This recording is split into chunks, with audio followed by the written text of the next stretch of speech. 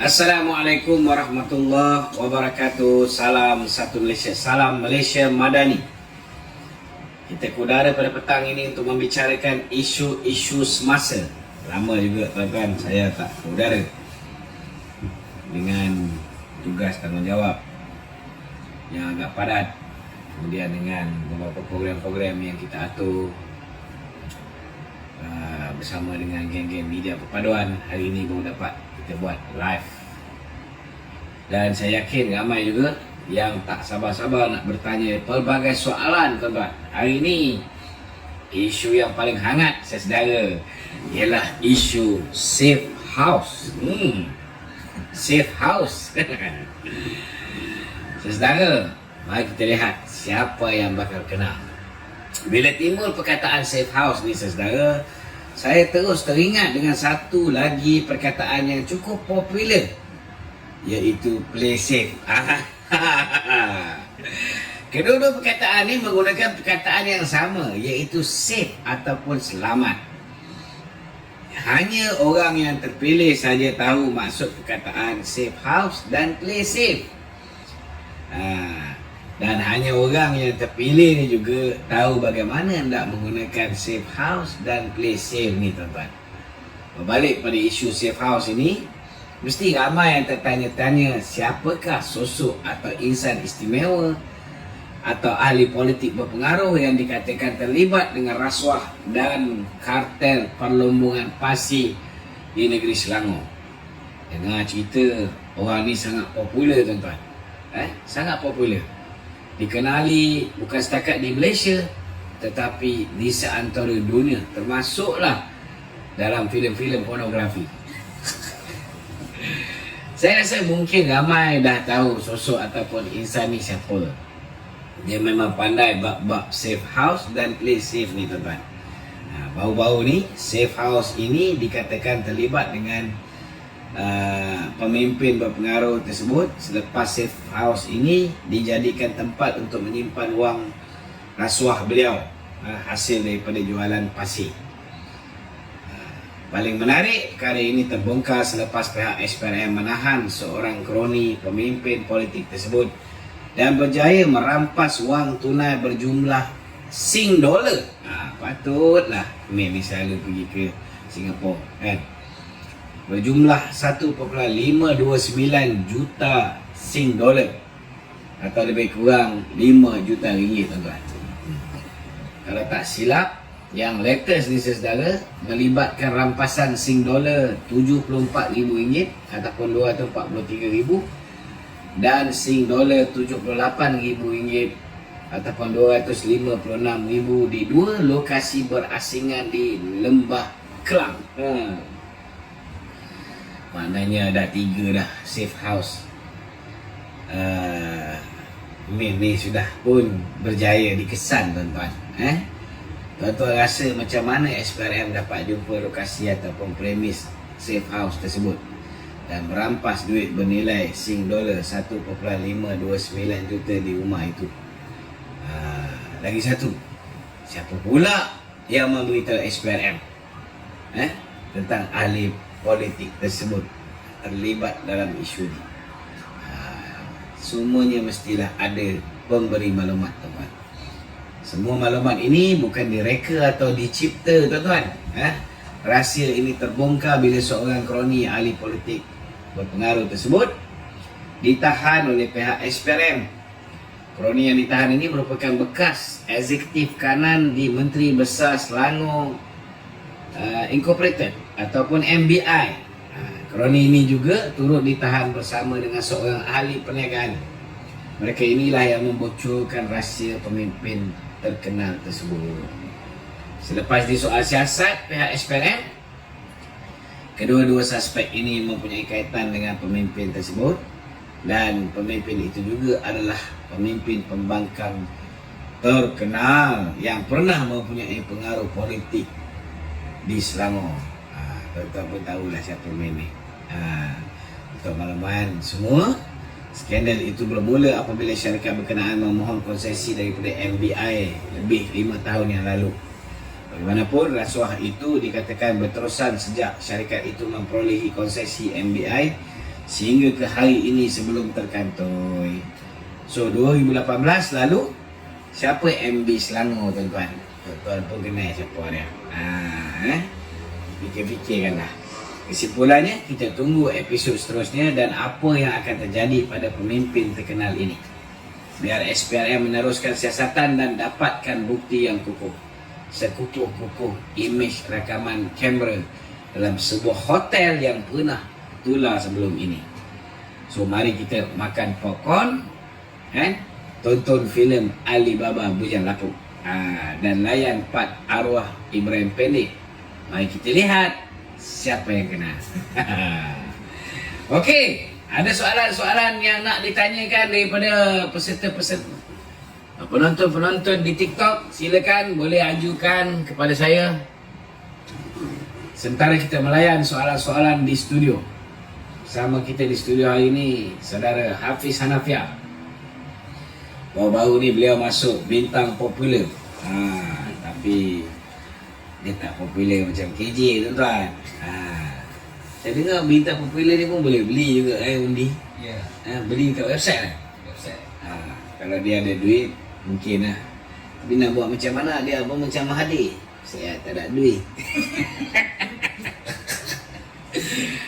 Kalau tidak boleh beli undi kan. Undi pun boleh beli Ya. Vegetarian juga. Vegetarian. Selain daripada itu, saudara Daniel, saudara Saiful Irfan. Okey, silakan soalan pertama. Datuk, masih lagi berkaitan tentera laut Cina. Apa pada semua isu ni. Tak habis lagi.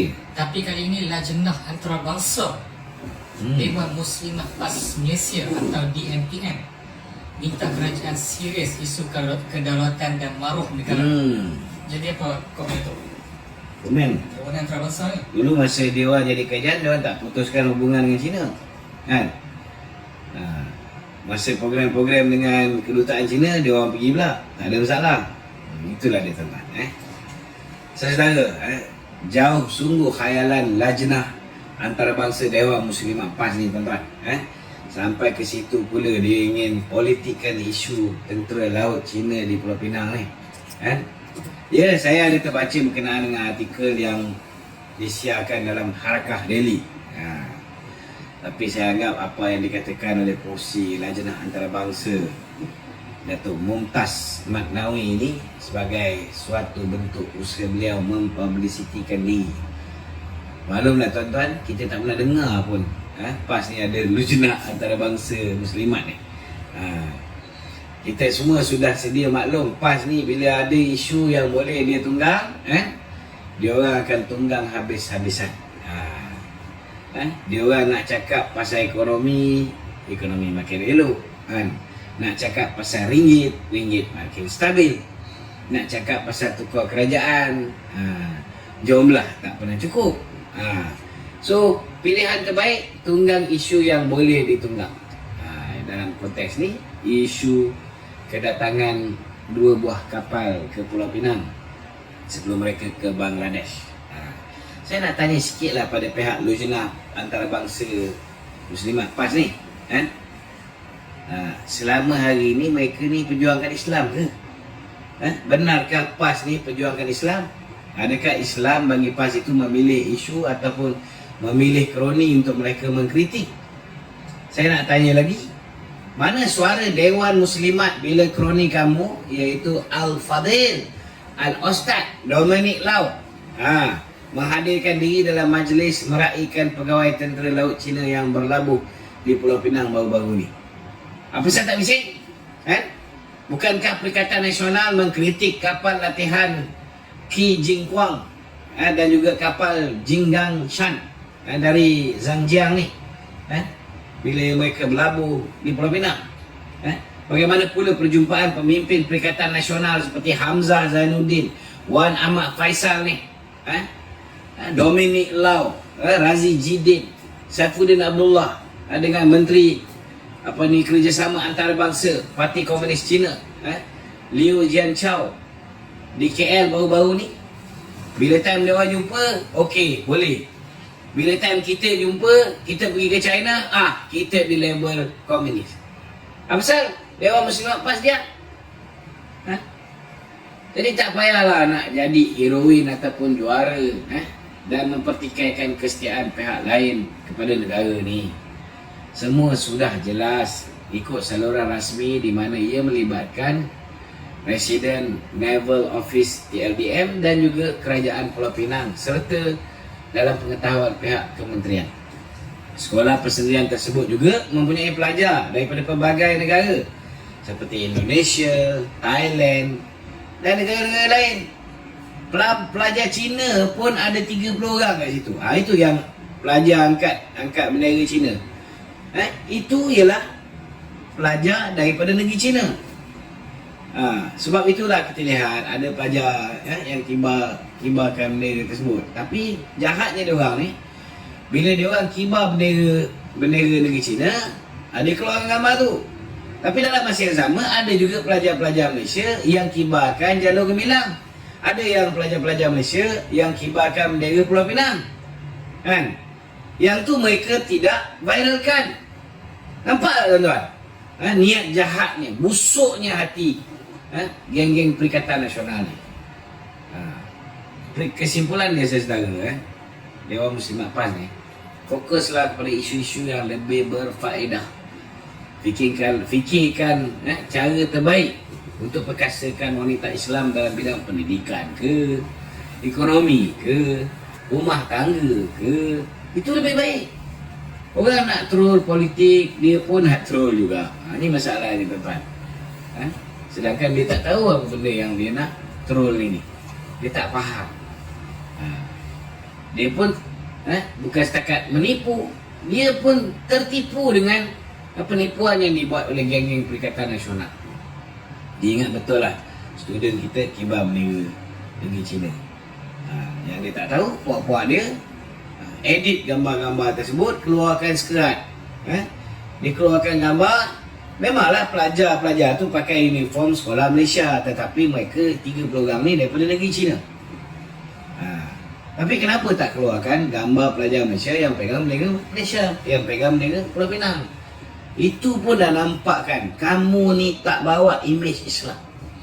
Kamu tak bawa roh perjuangan Islam, berkata benar walaupun ianya pahit. Ini masalah kamu. Tak kira lah lajnah antarabangsa ke, Okey, ada soalan lain? Datuk, kali ni kita divert ke Bersatu pula. Baru ini Wan Faisal nampak macam Satu ni masih hidup lagi? mungkin lah. Baru ini Wan Faisal nampak macam nak campur tangan isu pencalonan naik presiden. Cara dia bagi ucapan, saya tengok nak pilih pemimpin pertama elok, kedua pandai. Dia mengaku dia pandai. Aduh, sebab pandai sangat lah tu dia cadangkan supaya dia cetak duit kan. Pandai sangat lah tu dia suruh kita kerajaan basmi semua sekali hutang B40. Ini orang cakap pakai kepala lutut. Ini masalah dia. So apa komen Datuk berkaitan dengan isu? Sebenarnya saya malah lah kalau nak campur urusan-urusan yang melibatkan parti Bersatu ni kan. Parti Haru Biru ni tuan-tuan bak kata Muhyiddin, parti yang dah tunggang langgang nak masuk longkang. Saya suka pinjam ayat Muhyiddin ni, sedap kan. Tapi sebenarnya dia nak cuba gambarkan parti kita yang nak masuk longkang. Sebenarnya parti dia yang nak masuk longkang. Cakap je pandai bila nak uruskan parti, khususnya tentang pemilihan ni, macam-macam cara dia orang gunakan. Ialah untuk kekal berpengaruh. Saya ada juga terbaca satu artikel mengenai isu ni, khususnya mengenai pertandingan naik Presiden Bersatu.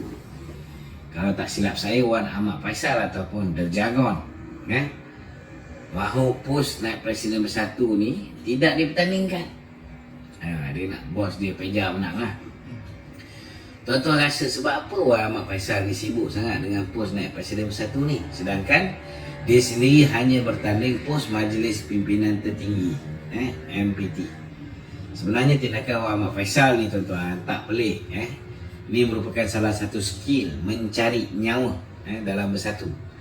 Jadi untuk sambung nyawa dalam politik Bersatu, Wan Ahmad Faisal harus menangkap harus memastikan calon favourite dia, Faizal Azumu ataupun Peja ni boleh menang, kan? So selepas Mak Jaguar tahu nama dia sudah mula terhakis daripada radar politik pemimpin bersatu, dia terpaksalah lakukan gerakan untuk menangkan Faizal Azumu. Kalau orang lain yang menang, alamat terkuburlah politik ni sekali, kan? Sekarang kalau tak silap saudara, ada 6 orang yang akan bertanding jawatan naib presiden. Pertama, Peja. Nombor 2, Razin Jidin, geng yang kuat memekak dalam parlimen ni. Nombor 3, Ronald Kiamdi.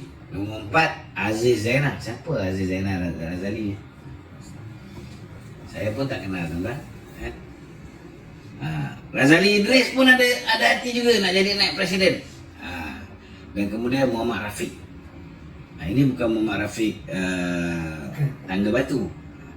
Ini lawyer. Di Selangor. Selangor. Bukan lawyer tu. Bukan. Bukan lawyer Madin. Okay.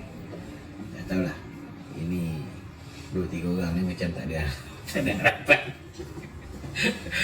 So buat Wan Rahmat Faisal, hadaplah pertandingan ni, secara gentleman dan raikanlah demokrasi.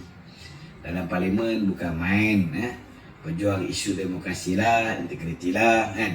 Bila pemilihan bersatu, minta orang kompromi. Demokrasi dilepas ke laut. Biarlah ada pertandingan tu. Kalau semua tak bertanding, kan. UMNO pun presiden dengan timbalan je tak bertanding. Ini dengan naik presiden pun kau tak nak bagi bertanding. Jadah ni, kan. Okey, soalan lain. Datuk minta ulas sedikit secara ringkas mengenai Malaysia menjadi pengurusi ASEAN baru ini. Malaysia, tuan-tuan, secara rasmi menjadi pengurusi ASEAN. Baru-baru ni di Vientiane, di Laos, secara rasmi PM telah menerima penyerahan jawatan pengurusi ASEAN kepada Malaysia sebagai tanda berakhirnya sidang kemuncak ASEAN ke-44 dan ke-45 serta mesyuarat yang berkaitan dengannya. Kalau kita lihat majlis penutupan itu melambangkan perpindahan kepimpinan blok serantau itu membuka laluan untuk Malaysia menerajui ASEAN pada 2025. Seingat saya lah dalam ucapan penutup Perdana Menteri Laos, Mr. Sonic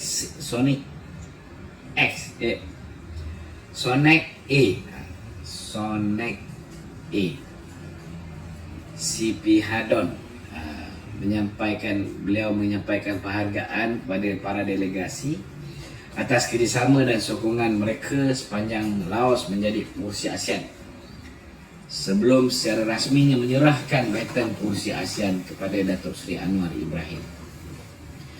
Perdana Menteri Datuk Seri Anwar dalam ucapan beliau pula menegaskan komitmen Malaysia untuk mendukung nilai teras dan keutamaan ASEAN sambil menekankan bahawa di bawah kepimpinan Malaysia, ASEAN akan terus teguh mengekalkan Asia Tenggara sebagai sebuah rantau yang aman, stabil dan makmur, insyaAllah.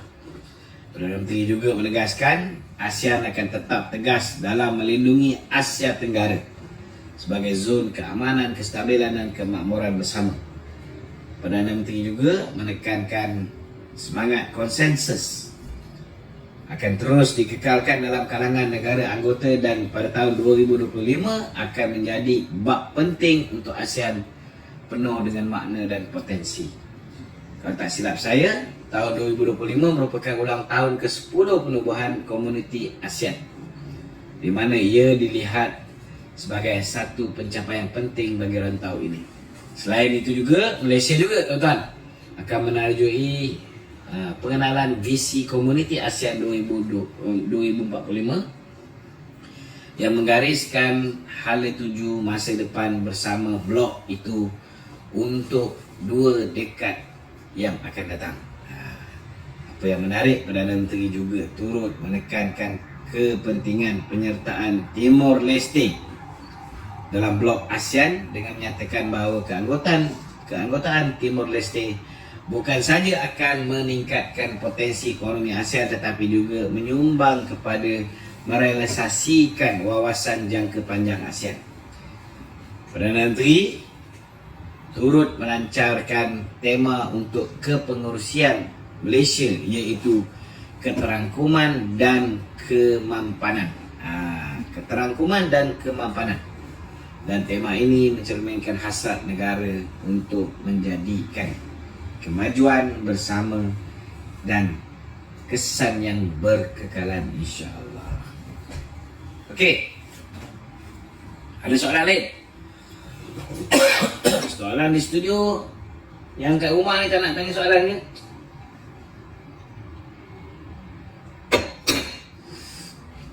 Silakan. Soalan studio. Datuk, PAS Johor baru ini ada mengatakan bahawa cuti hujung minggu di Johor Ya. ditukar kepada Sabtu dan Ahad sebagai peninggalan penjajah. Sebagai anak Johor, apa pandangan Datuk kata perkara ini? Boleh sikit? Terlebih dahululah nasihat dan pandangan saya, PAS Johor harus berhati-hati dalam mengeluarkan kenyataan, khususnya yang melibatkan titah Duli Yang Maha Mulia Pemangku Sultan Johor. Jangan kurang hajar. Kata orang Johor, jangan kurang hajar. Jika PAS Johor hendak bermain politik atau melabelkan pertukaran cuti mingguan kepada Sabtu dan Ahad sebagai peninggalan penjajah, ini satu kenyataan yang dilihat cukup berat dan cuba mempertikaikan titah yang dibuat oleh Ketua Agama Islam Negeri Johor. Johor ada mufti kerajaan negeri tau. Johor juga ada Majlis Agama Islam Negeri. Johor juga mempunyai barisan jawatankuasa fatwa negeri. Jadi secara logik dan rasionalnya, keputusan ataupun titah yang dikeluarkan oleh Duli Yang Maha Mulia Pemangku Sultan Johor pasti dah dirujuk terlebih dahulu kepada pihak-pihak yang saya nyatakan tadi. Jadi sebelum mengkritik, fikir dan kaji dulu apa yang ingin kita kritikan. Jangan nampak macam PAS ini sebagai parti hipokrit dan munafik. Bila pihak lain tidak sealiran dengan PAS, senang-senang label peninggalan penjajah. Kalau benar ia satu peninggalan penjajah, Perlis ni bukan PAS ke dia punya menteri besar? Cuti mingguan adalah pada hari Sabtu dan Ahad. Kenapa tak tukar? Kenapa PAS pusat ataupun PAS Perlis tidak keluarkan tukar, keluarkan arahan tukar daripada cuti hari Ahad dan Sabtu, tukar hari Jumaat dengan Sabtu? Kenapa tak buat? Kenapa ikut? Kenapa double standard? Bila kita kata PAS ini munafik, ada yang marah. Jadi betul lah kata Muhyiddin dulu, PAS ni parti ajaran sesat. Itu je satu yang Muhyiddin cakap betul. Ikut sedap mulut je. Saja nak jatuhkan hukuman pada orang lain. Geng sendiri, dia tutup mata. Lagi satu, kalaulah cuti ini dikatakan peninggalan penjajah, kenapa kenderaan rasmi kerajaan negeri Kelantan semuanya berjenama Mercedes-Benz? Itu apa? Buatan Malaysia ke? Kerajaan Kelantan habiskan 3.5 juta pada tahun 2020 je tuan-tuan untuk beli Mercedes-Benz. Dikala ketika itu mereka mengharapkan duit daripada pusat untuk bayar gaji kaki tangan awam tiap-tiap bulan. Bukankah Mercedes ni digunakan oleh kebanyakan pegawai kanan British selepas tahun 1902? Kenapa ikut peninggalan penjajah? Kenapa tak pakai Proton Saga je? Ataupun Proton Perdana? Banyak lagi yang saya boleh senaraikan betapa PAS ni parti yang cakap tak serupa bikin, tuan-tuan. Sekurang-kurangnya kalau tak bersetuju, PAS harus tunjukkan adab mulia dan sampaikan pandangan secara lebih berhemah. Bukannya terus kepada conclusion yang mengelirukan dan menunjukkan kemunafikan PAS itu. PAS harus lebih cakna dengan isu yang lebih besar dan penting dalam masyarakat Islam. Cuba fikirkan dan selesaikan terlebih dahulu isu-isu seperti pembangunan, kemiskinan, jenayah dan penceraian yang meningkat di Kelantan contohnya. Itu lebih baik dia fokus.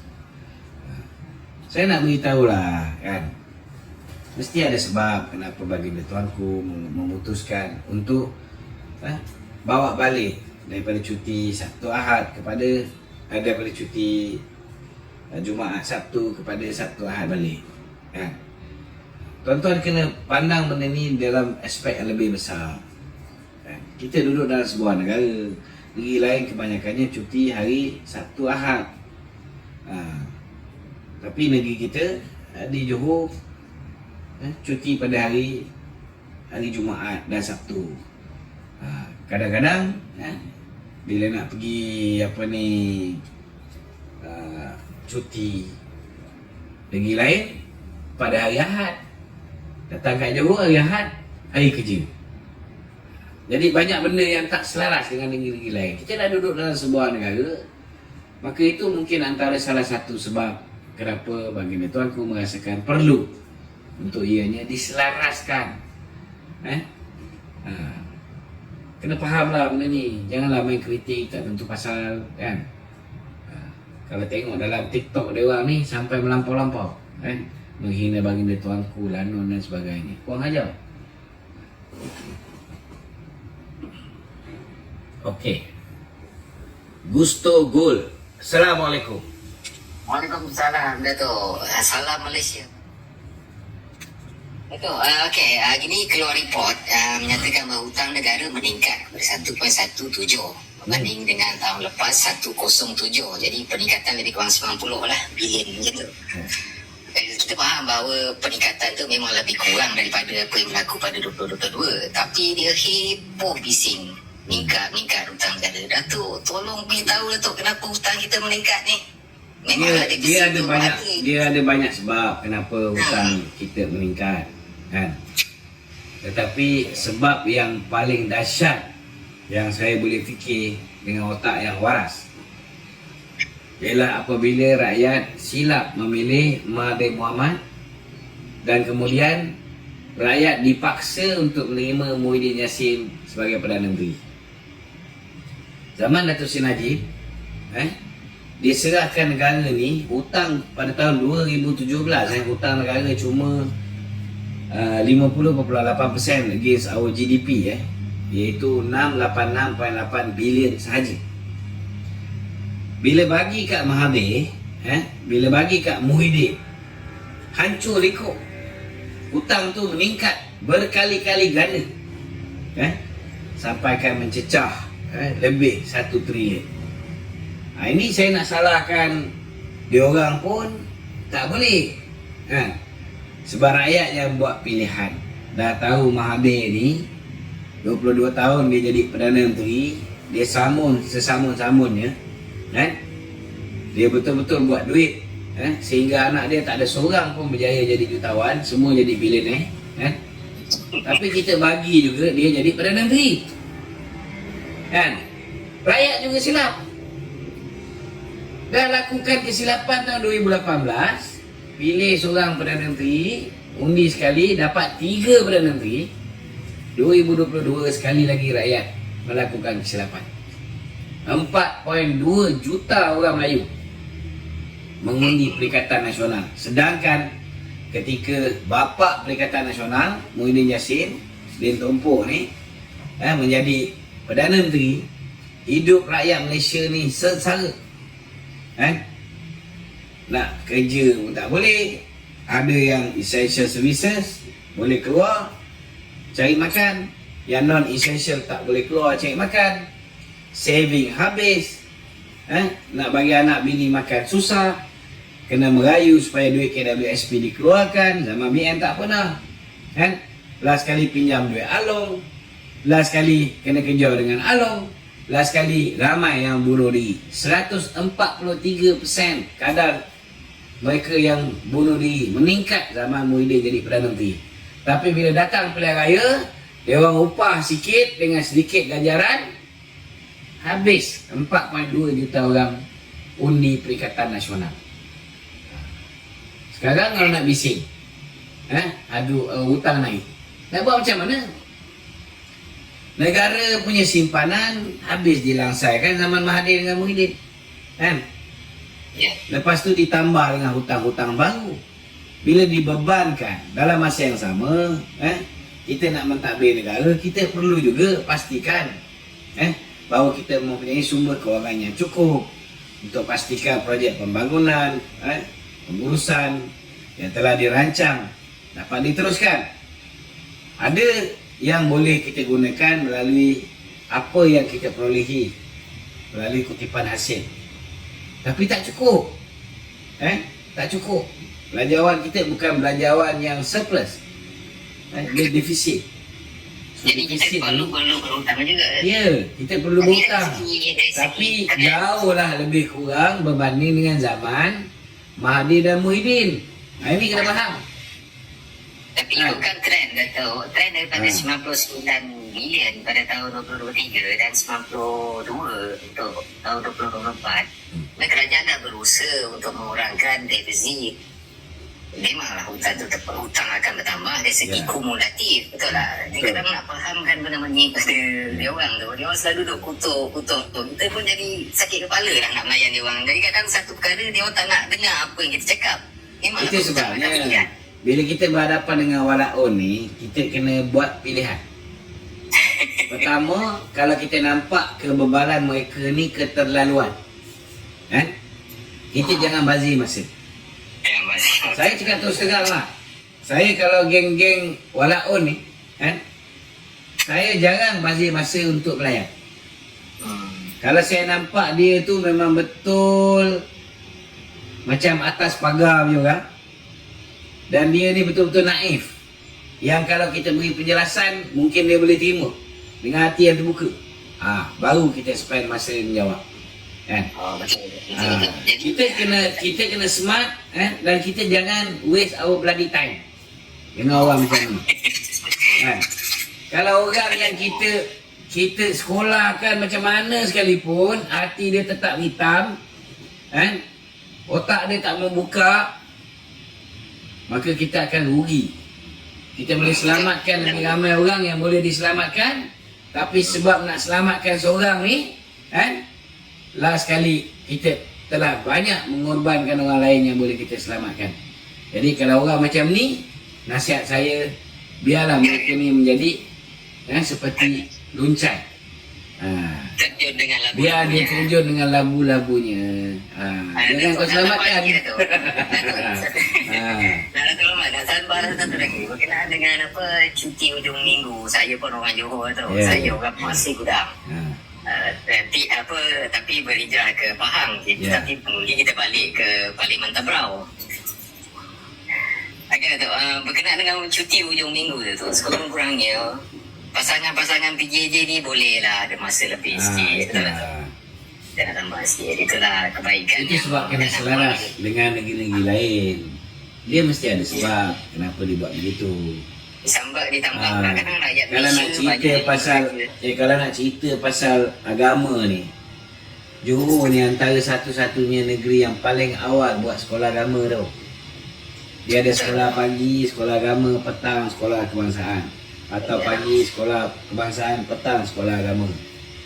Rasanya pada tahun 1980-an Selangor pun gunakan acuan daripada Johor pada tahun 1984. Kalau Dato' ingat, kita tahu kan 84 masa tu sekolah kita sampai darjah 5, lepas tu darjah 6 kita akan ada sekolah khas, betul tak Dato'? Betul. Macam tu lah, maksudnya Selangor pun guna acuan daripada Johor kalau ikutkan dia punya perjalanan sekolahan agama ni. Tapi kata tak Islami tu dangkal sangat lah. Orang baru main dah cakap apa tahu tentang perjalanan Johor itu. Betul tak? Betul. Okay Dato', terima kasih Dato'. Terima kasih. Saya. Alright. Apa lagi? Ada soalan-soalan lain?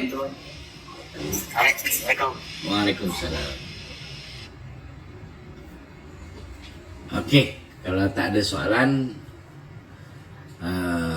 saya harap sahabat-sahabat di rumah dapat tolong share live kita pada petang ni supaya kita boleh beri kefahaman kepada seberapa ramai yang mungkin. Assalamualaikum warahmatullahi wabarakatuh.